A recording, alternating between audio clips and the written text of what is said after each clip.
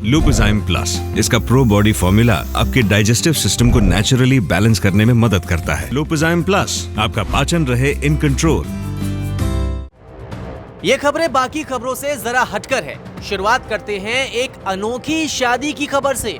अहमदाबाद के अविनाश ने पाकिस्तानी लड़की से शादी रचाई, लेकिन शादी के बाद वो वापस तो आ गए, लेकिन उनकी पत्नी वहीं पर फंस गई।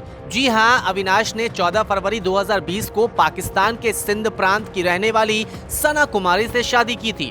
अविनाश के ज्यादातर रिश्तेदार सिंध में ही रहते हैं, जहां पर उनकी धूमधाम से शादी हुई।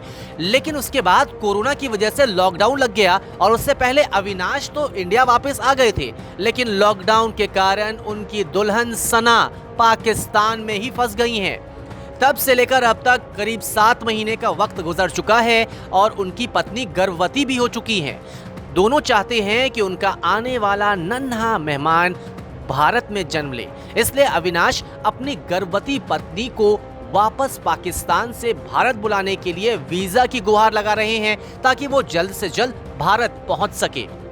चीन के एक बड़े कारोबारी को राष्ट्रपति जिनपिंग को जोकर बुलाना काफी महंगा पड़ा।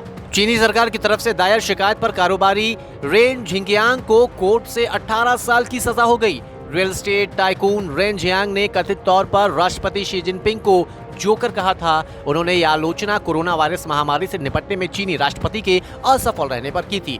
इस बयान के बाद झिंगियांग पर सरकार की तरफ से भ्रष्टाचार संबंधित अपराधों के आरोप लगाए गए। बीजिंग की अदालत ने रेन को कई आरोपों में दोषी पाया, जिसमें सार्वजनिक कोष में $16.3 मिलियन का गबन करना, रिश्वत स्वीकार करना और सत्ता का दुरुपयोग करना शामिल था और उन्हें 18 साल के लिए जेल भेज दिया गया। तीसरी अनोखी खबर दक्षिण भारत से है। कहते हैं भगवान देता है तो छप्पर फाड़ कर देता है। ऐसा ही एक मामला कोच्चि से सामने आया, जहां 24 साल के अनंतु विजयन की 12 करोड़ की लॉटरी लग गई। अनंतु विजयन कोच्चि के एक मंदिर में क्लर्क की नौकरी करते हैं। उन्होंने बताया कि मैंने ओणम बम्पर लॉटरी का 300 रुपए का टिकट खरीदा था, जिसके बाद टैक्स कटने के बाद 7.5 करोड़ रुपए मिलेंगे। अनंतु के परिवार की आर्थिक स्थिति अच्छी नहीं है। उनकी कमाई इतनी नहीं है कि जिससे उसके परिवार का गुजारा अच्छे तरीके से हो सके। लेकिन अब मुश्किल हालातों में रहने वाले अनंतु के लिए ये लॉटरी उनके लिए वरदान से कम साबित नहीं होगी। न्यूज़ तक ब्यूरो।